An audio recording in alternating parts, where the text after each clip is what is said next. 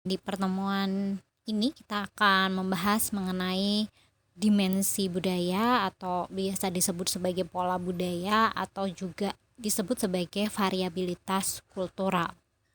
Tentu saja ini diawali dari bagaimana ketika kita melakukan proses komunikasi antar budaya, tentu kita berkomunikasi dengan partisipan komunikasi yang punya latar belakang budaya yang berbeda dengan kita.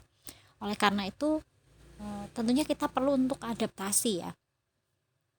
Memahami pola-pola budaya mempermudah kita untuk beradaptasi dengan kelompok budaya yang berbeda, karena melalui pemahaman pola-pola kebudayaan, variabilitas kultural, kita akan tahu hal-hal apa yang dianggap penting oleh kelompok budaya tertentu. Dalam dimensi budaya, kita akan melihat karakter dominan ya dari sebuah budaya. Nah, banyak sekali yang sudah melakukan penelitian, baik itu antropolog, psikolog sosial, tentu saja juga termasuk ahli di bidang ilmu komunikasi ya, melihat dan menemukan taksonomi yang biasa digunakan untuk menganalisis atau memahami pola perilaku yang dianggap penting tadi, yang itu ditemukan dalam kelompok-kelompok budaya tertentu. Ada banyak versinya, salah satunya Hofstede yang teman-teman pasti sudah sering mendengarnya. Nanti kita akan lihat Hofstede ini punya pola budaya individualisme kolektivisme, kemudian feminin maskulin, ada juga bagaimana budaya itu menghindari ketidakpastian atau malah sebaliknya, itu dari Hofstede. Kemudian pola budaya yang lain itu juga disampaikan oleh Edward T. Hall yang kita biasa dengar dengan high context culture dan low context culture. Ada juga pola budaya yang lain, misalnya dari Gudigans dan Kim. Ada individualistik, kolektivistik, dan sebenarnya ada orientasi kelompok yang lain yang menyebutkan misalnya pola budaya yang dikaitkan dengan sifat manusia, atau orientasi budaya terhadap alam, orientasi relasional, dan seterusnya. Tapi sebenarnya nanti kita akan melihat bahwa intinya hampir sama, hanya pembagiannya saja yang berbeda, dan pokok yang dibahas itu saja yang berbeda, tetapi kita akan melihat benang merahnya nanti. Kita lihat dulu pengelompokan dari Edward T. Hall ya. Ada high context dan low context. Pola budaya yang high context dan low context. Kira-kira dasarnya apa gitu ya? Kenapa disebut high context? Kenapa disebut low context? Pemikirannya Hall ini berasal dari proses komunikasi sebenarnya. Kalau di budaya dengan pola konteks yang tinggi, itu mereka punya banyak informasi, tetapi hanya sedikit yang dibagikan sebagai pesan. Makanya orang-orang yang ada dalam budaya yang konteks tinggi, mereka banyak menggunakan komunikasi nonverbal, karena itu ya sedikit pesan-pesan yang dibagikan.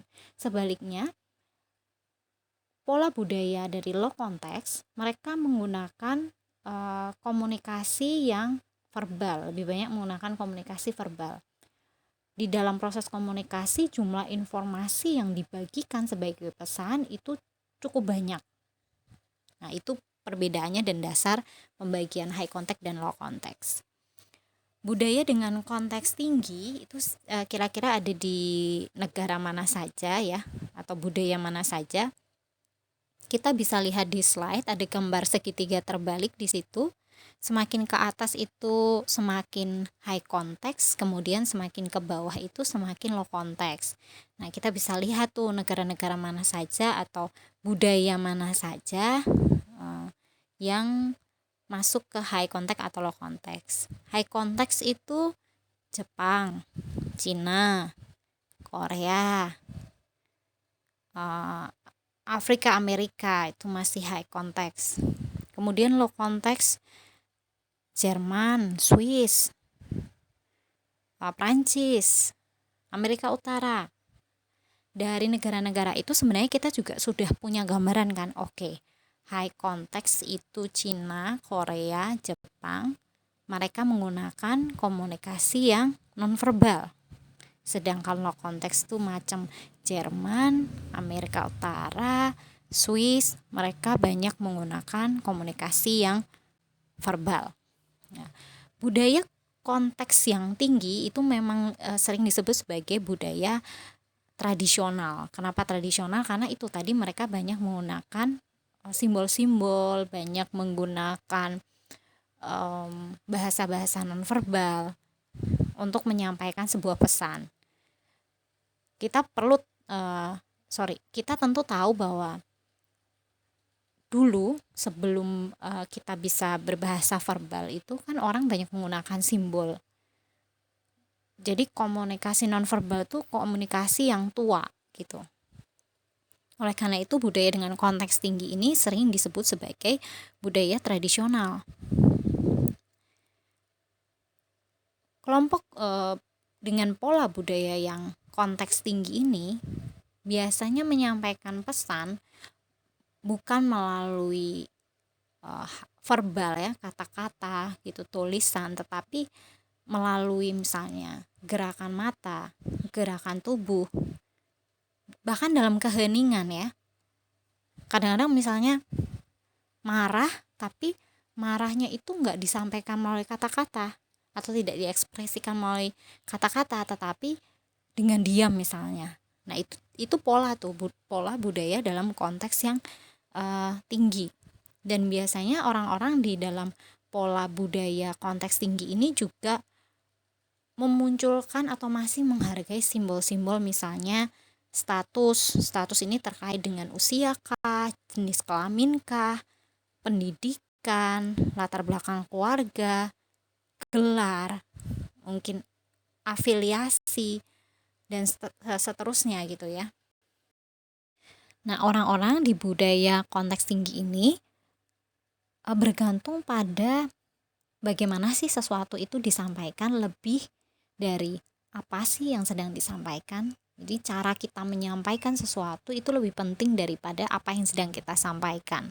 Mereka sangat mewaspadai isyarat-isyarat nonverbal dan itu dianggap penting.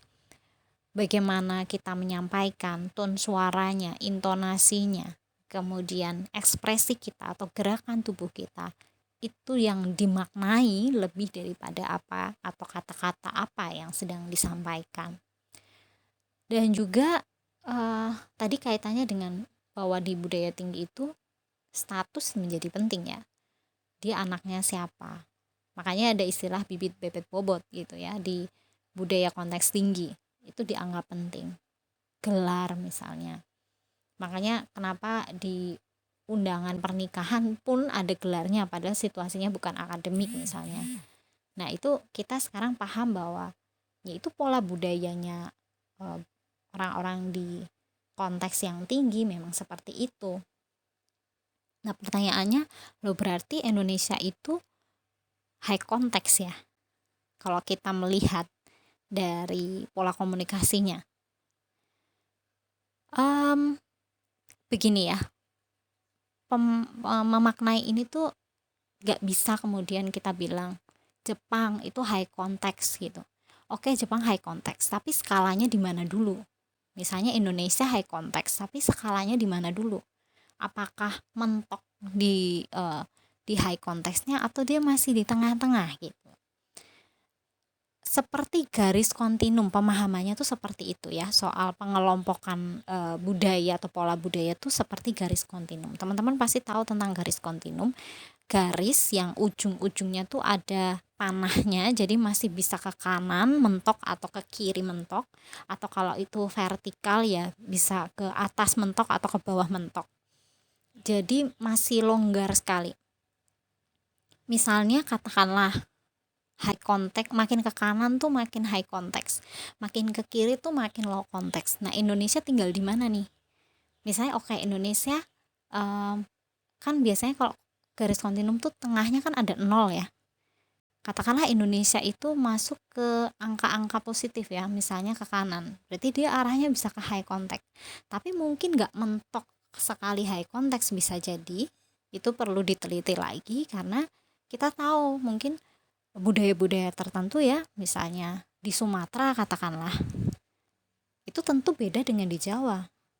Di Sumatera orang lebih bisa mengekspresikan apa yang dia rasakan gitu ya, sedangkan di Jawa kita banyak memendam sesuatu gitu, dan kita menyampaikan sesuatu juga tergantung bagaimana caranya, itu tergantung juga kepada siapa kita sedang berbicara gitu. Itu pun berbeda ya, makanya konsep yang dipahami harus garis kontinum itu tergantung nanti kita ada di skala mana, dan itu butuh penelitian lagi untuk tahu persis. Tapi apakah Indonesia high context? Ya sama, sebenarnya hampir sama dengan Jepang, hampir sama dengan Cina ya, tapi saya nggak tahu persis di mana letak atau skala di garis kontinum tersebut. Nah, sebaliknya ya, orang-orang yang ada dalam pola budaya konteks yang rendah seperti tadi disebutkan Jerman, Swiss, Skandinavia, Amerika Utara, Perancis, mereka lebih banyak menggunakan atau menyampaikan dengan pesan-pesan verbal, lebih banyak bicara, lebih cepat ngomongnya, kemudian lebih bisa menaikkan intonasi suara ketika berkomunikasi, lebih senang menyampaikan atau mengatakan apa yang sedang ada dalam pikirannya dibandingkan dengan diam dan menunjukkan pesanan verbal misalnya, begitu. Mereka lebih menghargai orang itu bisa mengekspresikan diri. Lebih detail lagi Anda bisa melihat dalam slide. Saya sudah buatkan ringkasannya, ada tabel high contact, low context, seperti apa perbedaannya. Misalnya di sini dalam persepsi tentang pesan dan orang yang menyebarluaskan pesan tersebut. Kalau di dalam budaya high context, kita tidak bisa memisahkan pesan dengan orang yang mengkomunikasikan pesan tersebut. Karena tadi ya,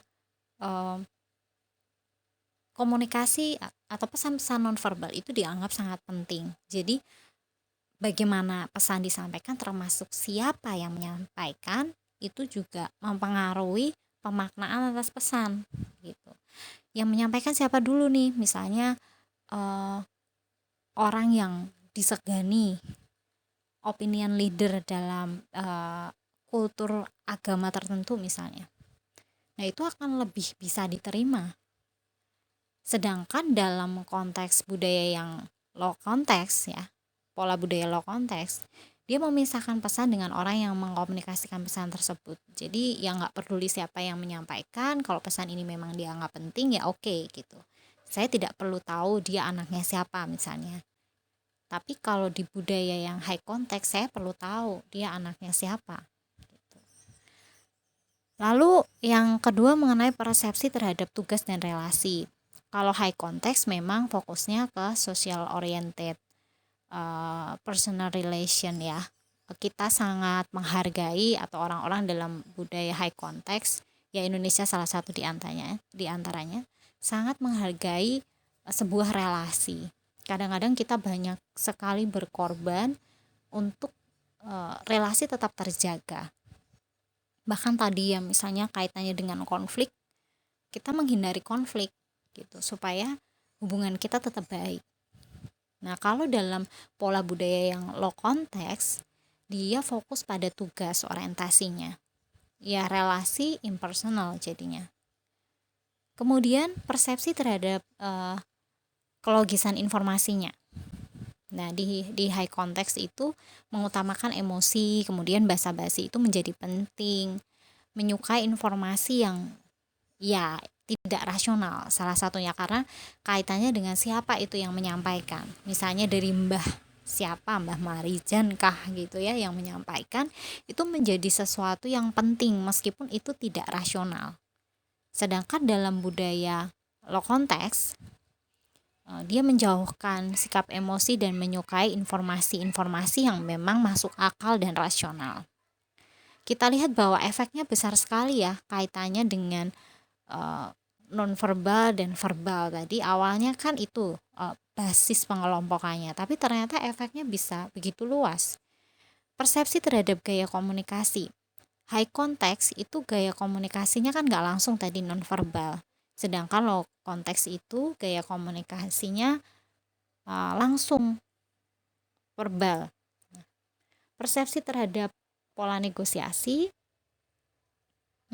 karena menghubungkan dengan siapa yang menyampaikan pesan, kemudian bagaimana dia menyampaikan pesan.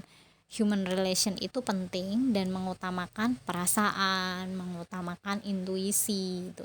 Kalau low contact ya yang penting negosiasi aja, bargaining, mengutamakan pertimbangan rasional juga. Ngaruh juga ke persepsi terhadap informasi tentang individu.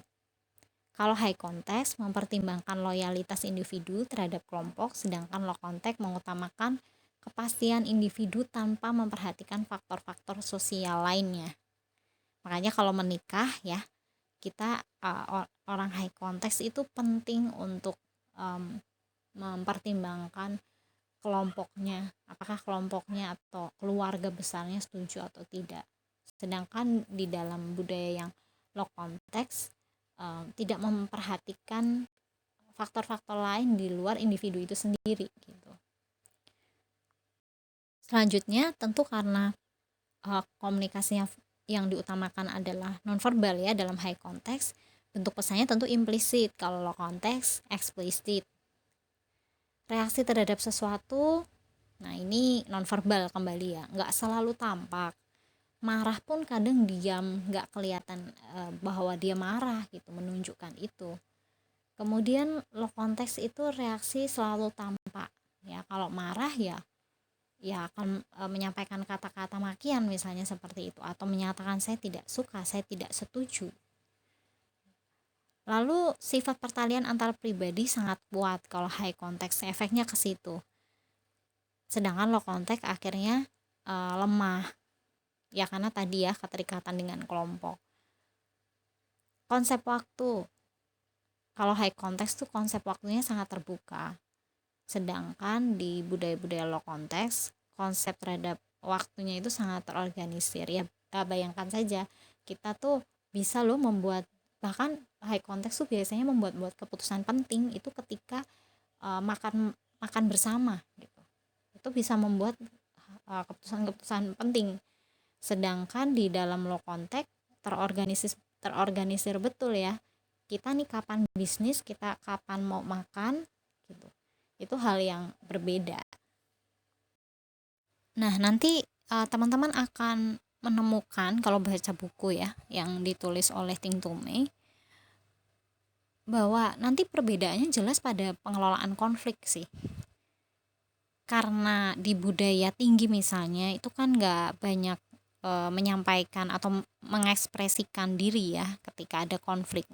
Bahkan mereka sebenarnya cenderung untuk menghindari konflik, menganggap konflik itu berbahaya, sehingga harus hati-hati gitu terhadap konflik. Sementara dalam budaya konteks rendah, konflik itu biasa, dan dalam konflik itu kita bisa mengekspresikan diri, gitu bedanya. Tadi kita sudah melihat bagaimana pengelompokan budaya menurut Edward T. Hall. Sekarang kita masuk ke pemikirannya Hofstede yang membagi pola-pola budaya ke dalam power distance, kolektivistik, individualistik, feminine maskulin, dan uncertainty avoidant. Nah, kita bicara dulu soal individualistik, kolektivistik ya. Nah, Hofstede menyampaikan bahwa pembagian budaya atau pembagian pola budaya itu bisa dilihat dari orientasi pribadi atau orientasinya terhadap kelompok. Kalau dia berorientasi pribadi, maka dia disebut sebagai kelompok budaya individualisme. atau individualistik.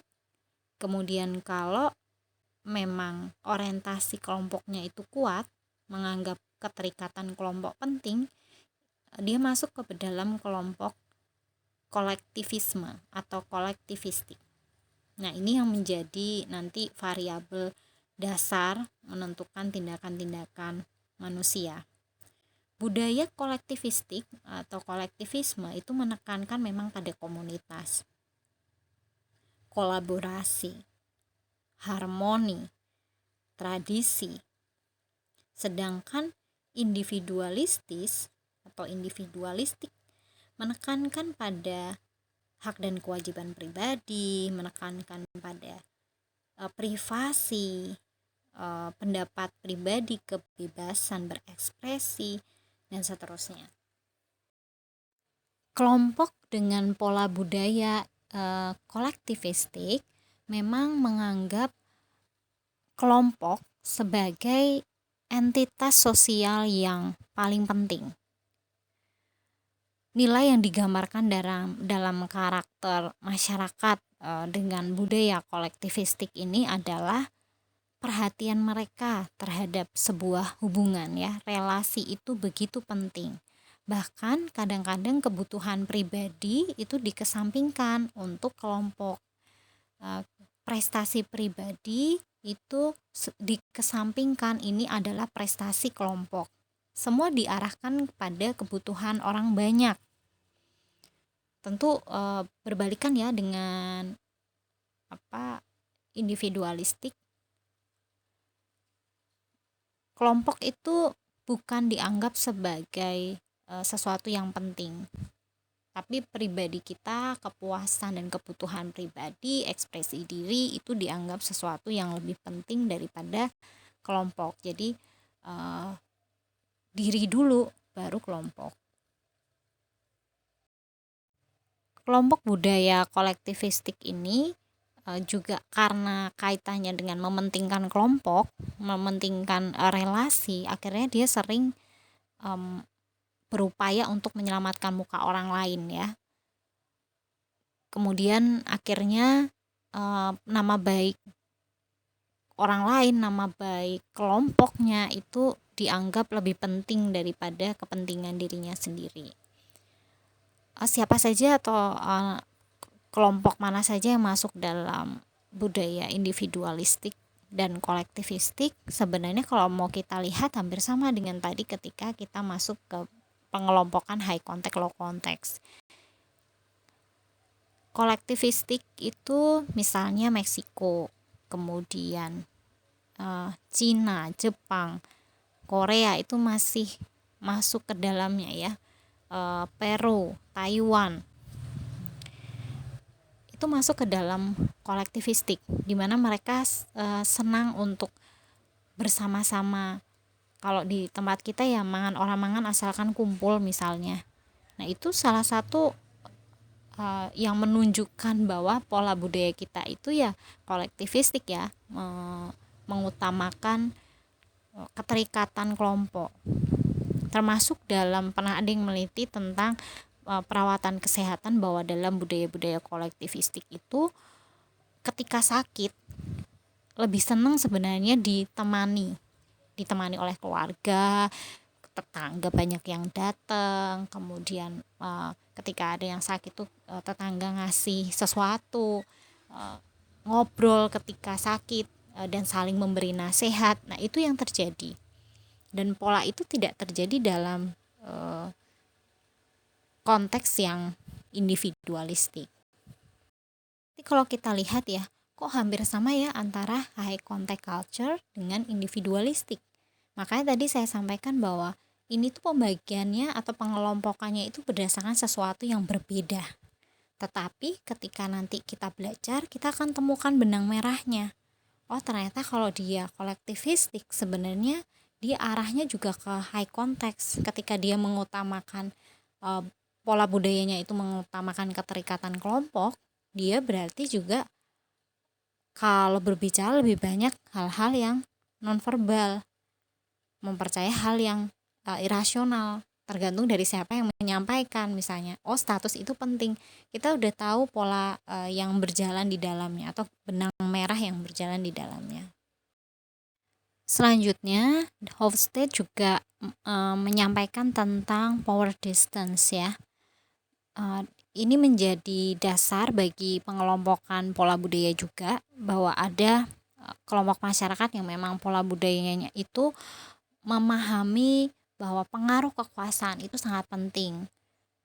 Individu dari budaya yang pengaruh kekuasaannya tinggi itu menerima kekuasaan sebagai bagian dari masyarakat. Jadi kalau memang misalnya saya kekuasaannya memang rendah, saya ada di level rendah dan pengaruhnya sangat rendah, saya nggak apa-apa, nggak masalah diperlakukan berbeda dengan mereka yang memang punya kekuasaan.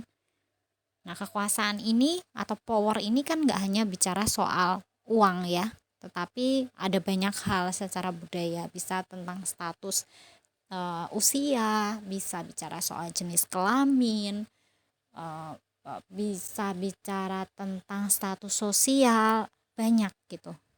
Tadi ya kaitannya dengan budaya itu menganggap status penting.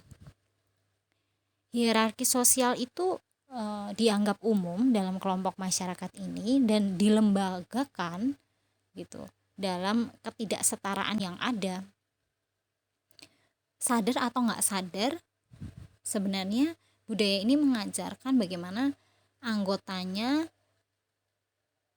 harus memahami bahwa orang-orang itu nggak sama, dan semua orang, setiap kita tuh punya posisinya masing-masing, dan kita harus menyadari siapa kita pada hierarki yang mana kita berdiri sekarang gitu, dan kita sedang berhadapan dengan siapa. Nah, ini mudahnya kalau kita memahami di budaya Jawa itu juga termasuk kelompok-kelompok dengan pola pengaruh kekuasaan yang tinggi ya, dimana kita harus menyebut orang lain yang lebih tua misalnya dengan sebutan Mas, Mbak, Pak D, Bude. Itu kan salah satu memperlihatkan bagaimana pengaruh kekuasaan dalam komunikasi. Belum lagi kita bicara harus misalnya kromo inggil, kromo alus, ngoko, itu buat siapa, kita bicara sama siapa, itu harus menggunakan bahasa yang mana. Nah, itu maksudnya pengaruh kekuasaan yang tinggi dalam komunikasi. Di negara-negara misalnya Inggris, di Jerman, nah itu mungkin sebutan-sebutan seperti itu tidak ada ya, bahkan mungkin memanggil ayahnya dengan sebutan nama langsung, tidak pakai misalnya ayah gitu ya, walaupun nggak semua ya, tapi kita wajar saja misalnya memanggil orang lain yang lebih tua dari kita dengan namanya, sedangkan kalau di Jawa kan itu tidak akan terjadi gitu. Nah, itu orang-orang atau kelompok masyarakat yang memang berada pada pola budaya dengan pengaruh kekuasaan yang rendah. Mereka tidak memperdulikan tentang status, dan fokusnya adalah bagaimana setiap orang tuh menerima hak dan melakukan kewajibannya sama. Hofstede juga menyebutkan tentang kelompok-kelompok budaya yang feminin dan maskulin. Ternyata ada loh pola kebudayaan yang mengarah ke maskulin dan ada pola budaya yang mengarah ke feminin. Kalau yang maskulin merujuk pada nilai-nilai dominan dalam masyarakat yang terorientasi pada laki-laki. Laki-laki itu harus seperti apa sih dalam budaya? Mereka kan harus tegas, harus ambisius, harus kompetitif, berjuang mencapai kesuksesan. Mereka harus kuat, harus cepat. Kaitannya dengan ketegasan memperoleh uang dan materi.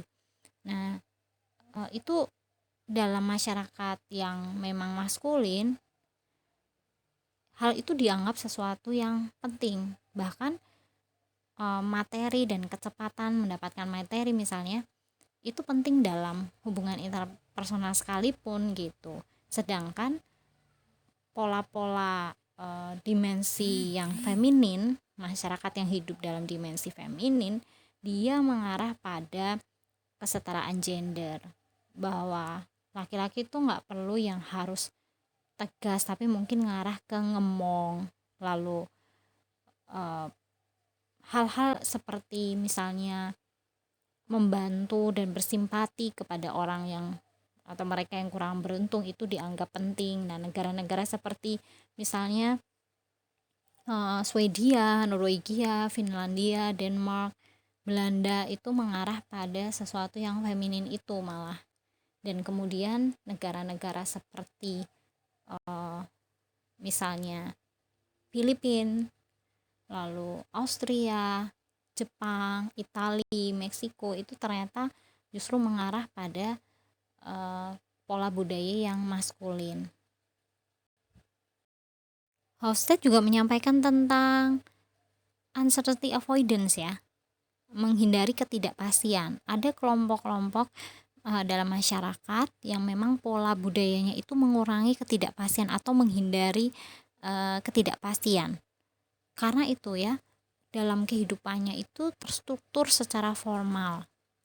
Mungkin ini berkaitan juga dengan hierarki ya, power distance-nya tinggi, itu biasanya kan dia menghargai hierarki yang sudah ada tersebut, tidak membuat banyak perubahan. Bahkan ketika ada perubahan globalisasi misalnya, itu nggak mempengaruhi budayanya. Negara-negara seperti Jepang misalnya, itu salah satu contohnya yang mereka berupaya untuk menghindari ketidakpastian. Bagaimana dengan Indonesia? Apakah Indonesia juga mengurangi ketidakpastian? Indonesia itu tengah-tengah juga nih di sini. Kadang-kadang dalam hal tertentu, misalnya tadi dikaitkan dengan pernikahan misalnya. Nah, itu kan selalu ada bibit, bobot, bebet. Terprediksi semua. Nggak mau ada ketidakpastian muncul. Betul-betul menjaga gitu apa yang akan terjadi ke depan. Tapi dalam hal lain, misalnya ada budaya-budaya baru yang masuk, Indonesia juga nggak terlalu tuh tahan terhadap perubahan itu gitu. Udah banyak budaya-budaya baru yang muncul karena asimilasi dan seterusnya. Tapi ada juga memang kelompok-kelompok masyarakat seperti Swedia, Denmark, kemudian Norwegia, Amerika Serikat, Belanda itu masuk ke negara-negara yang tidak terlalu menghindari ketidakpastian ini. Mereka bisa menoleransi kalau ada perubahan-perubahan, strukturnya juga tidak terlalu kuat ya. Apalagi misalnya negara-negara yang ada kerajaan, masih ada kerajaannya, itu kan hierarkinya kuat. Tapi di negara-negara yang tidak mengutamakan hierarki, itu mereka biasanya lebih berani untuk mengambil resiko dan lebih fleksibel. Di dalam slide itu kan ada tabel yang isinya skor-skor tentang dimensi nilai atau dimensi budaya.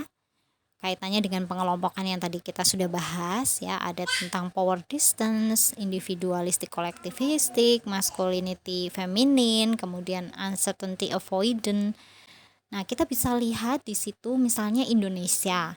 Kalau kita ngomong Indonesia dalam hal individualistic kolektivistik, oh dia kolektivistik banget. Tapi kalau kita ngomong Indonesia berkaitan dengan misalnya uncertainty avoidance, dia di tengah-tengah tuh. Tidak terlalu menghindari ketidakpastian, tapi dalam hal-hal tertentu dia menghindari ketidakpastian gitu. Jadi dia di tengah-tengah. Nah, bagaimana dengan power distance? Indonesia termasuk yang skornya tinggi dalam power distance ya. Hierarki itu penting, status penting, dengan siapa kita berbicara dan bagaimana kita memahami posisi diri kita di dalam kelompok masyarakat kita siapa. Pengaruh kekuasaannya itu cukup besar. Walaupun mungkin tidak separah Cina atau Malaysia gitu ya di situ. Nah, di sini kita lihat penerapan dari garis kontinum itu. Makin ke kanan misalnya itu makin kolektivistik. Tapi Indonesia di mananya dulu nih, tergantung skornya. Itu maksud saya garis kontinum ya, jadi fleksibel sih. Kita ngomongin Jepang misalnya, ini Jepang dalam hal apa nih? Kalau power distance dia tengah-tengah. Tapi kalau uncertainty avoidance dia tertinggi misalnya seperti itu. Selain Goodikens, kemudian Edward T. Hall, Hofstede, ada juga pengelompokan berdasarkan Kluckhohn dan Stortbeck. Nah, memang nggak terlalu sering kita dengar ya, misalnya pengelompokan berdasarkan alam dan berdasarkan waktu. Jadi dia juga ada pengelompokan pola budaya itu berdasarkan orientasi budaya tersebut terhadap waktu. Ada budaya-budaya yang berorientasi pada masa lalu. Jadi masa lalu itu dianggap sangat penting dan itu menentukan bagaimana masa depan kita dan masa sekarang gitu. Misalnya Cina. Nah, Cina itu disebut sebagai kelompok budaya yang menganggap sejarah itu begitu penting sehingga itu menentukan masa depan kita dan masa saat ini. Makanya yang namanya leluhur itu masih sangat dihargai. Demikian juga dengan misalnya di Jepang ada ajaran-ajaran Shinto yang masih memberikan penghormatan kepada nenek moyang. Itu dianggap sesuatu yang sangat penting. Ada juga Inggris kalau tidak salah, itu karena kesetiaannya pada tradisi, mempertahankan sistem-sistem monarki misalnya. Itu juga termasuk di pola budaya yang menghargai masa lalu. Kita bisa lihat sebenarnya di negara-negara yang punya banyak sekali monumen, ribuan monumen tentang kejayaan masa lalu. Nah, itu termasuk kelompok masyarakat yang tentu orientasi masa lalu ya, berorientasi pada masa lalu. Tapi ada juga kelompok masyarakat yang memang pola budayanya berorientasi pada masa kini. Yang sudah berlalu ya sudah gitu ya. Yang masa saat ini nih yang dinikmati, yang ada saat ini itu yang dinikmati. Misalnya masyarakat di Filipina, di Amerika Latin itu juga mereka punya pandangan atau orientasi di masa kini. Pemahaman kita tentang variabilitas kultural, dimensi-dimensi budaya itu akan mempermudah kita untuk beradaptasi ketika kita berkomunikasi dengan orang yang berbeda budaya dalam berbagai konteks tentu saja. Misalnya kita berhadapan dengan orang Jepang dan kebetulan itu dalam situasi katakanlah situasi bisnis gitu ya. Nah, kita tahu betul bahwa skor Jepang nih untuk pola budaya yang maskulin tuh tinggi. Jadi dia negara atau budaya yang maskulin sekali. Wah, ini dalam bisnis harus serba cepat untuk meraih keuntungan, harus kerja keras, ritme kerjanya itu cepat karena memang orientasinya arahnya ke kesuksesan, materi dan seterusnya. Nah, itu baru dalam bisnis. Mungkin dalam nanti komunikasi antar pribadi beda lagi ya, tapi kita bisa memanfaatkan itu gitu, pemahaman itu. Malaysia misalnya itu kan power distance-nya tinggi, hierarki itu penting. Jadi kalau kita mau komunikasi sama orang Malaysia, sama orang Arab, kita harus tahu siapa kita dan siapa orang yang mau kita ajak berkomunikasi, statusnya apa, dia anaknya siapa. Nah, kita harus tahu persis karena power distance atau pengaruh kekuasaan dalam proses komunikasi itu sangat penting. Selain itu, saya berharap ini juga membuka wawasan kita, menginspirasi kita untuk melakukan banyak penelitian dan pengembangan di bidang ilmu komunikasi ya, terutama untuk kita yang memang suka tema-tema komunikasi antar budaya. Kita mungkin berusaha, misalnya saya tertarik nih setelah belajar ini saya mau teliti tentang ekspresi budaya di kultur yang high context. Nah, kita kan nggak terbiasa mengekspresikan diri. Kata orang kalau nggak bisa mengekspresikan diri itu sesuatu yang bikin nggak sehat secara psikologis.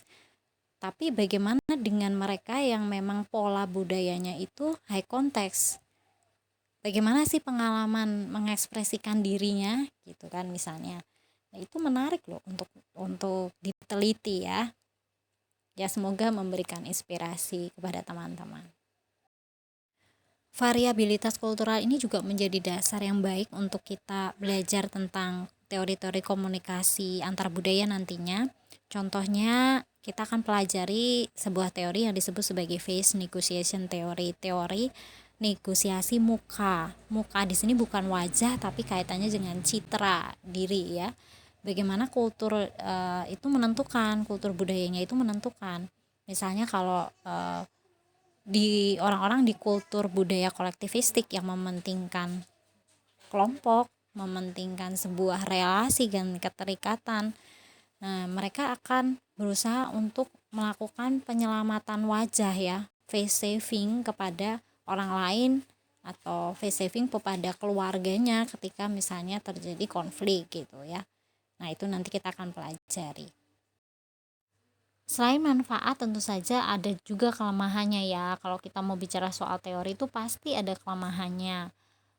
Kita tentu bisa lihat beberapa di antaranya, misalnya bagaimana bisa sebesar ini wilayah di dunia kemudian dibagi ke dalam 4 atau 5 dimensi pola budaya aja. Itu kan kayak menyederhanakan sesuatu gitu. Nah, itu kritikan yang muncul dari banyak teoritisi juga, walaupun kita bisa menjawab bahwa ya bukan yang nggak mungkin itu terjadi kan. Kita kan memang suka mengkategorikan sesuatu dan nggak ada salahnya kalau kita punya kategori itu untuk membuat kita merasa lebih bisa memprediksi atau mengontrol situasi. Tapi baiklah, itu kritik. Lalu juga pasti ada kritik tentang bahwa ini tuh udah cukup lama, teori ini tuh sudah mungkin dilakukan tahun, kalau nggak salah ya, tahun 63-an, tahun 70-an. Nah, apakah itu masih relevan? Tentu saja ini masih terbuka dalam dengan masukan dan penelitian ya. Kalau mau dilakukan penelitian lagi, mungkin akan berubah skornya, mungkin saja, karena ini sudah dilakukan cukup lama. Lalu sebenarnya agak menyamaratakan juga sih antara budaya dengan bangsa dengan negara gitu ya, padahal itu kan sesuatu yang mungkin konteksnya berbeda, tetapi mungkin untuk mempermudah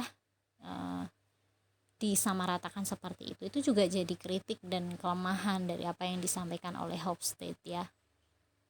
Ada banyak sebenarnya kritik yang lain, tapi yang jelas taksonomi ini sampai sekarang masih digunakan gitu, belum ada yang baru.